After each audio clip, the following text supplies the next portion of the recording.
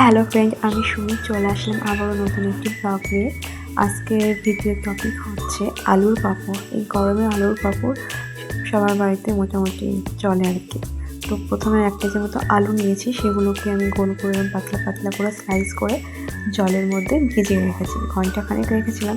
আপনারা চাইলে অন্তত এর বেশিও রাখতে পারেন, এতে কোনো সমস্যা হবে না। এরপর কড়াইতে জল দিয়ে তা একটু গরম করে স্বাদ মতন লবণ দিয়ে দিয়েছি, যাতে আলুর চিপসগুলো বা পাঁপড়গুলো খেতে একটু নোনতা ফ্লেভারটা আসে। আলাদা করে বাইরে ভাজার পরে যেন সল্ট অ্যাড করতে না হয়।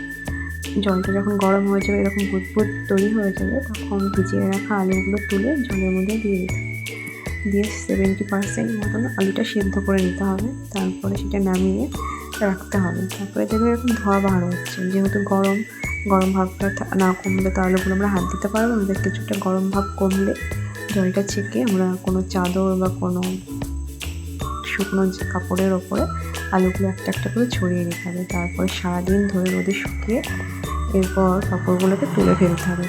পাঁপড়গুলো আমি একটু তুলে নিয়ে আসছি, এবং পাঁপড়গুলো কেমন শুকিয়েছে তার আওয়াজটা তোমরাই শোনো। এখন ঝনঝন একটা শব্দ হচ্ছে। এরপরে কড়াইতে তেল গরম করে পাঁপড়গুলো ছেড়ে দিলে এরকম ফুলকো ফুলকো পাঁপড় ভেজে গ্যাসের ফ্লেমটা একটু লো করে রাখতে হবে, নাহলে পাঁপড়গুলো পুড়ে যাবে। এই পাঁপড়গুলো ভাজতে বেশিক্ষণ সময় লাগে না, তেলে দিলে রেডি। দেন সবাইকে সার্ভ করো, আর কেমন হয়েছে অবশ্যই জানিও।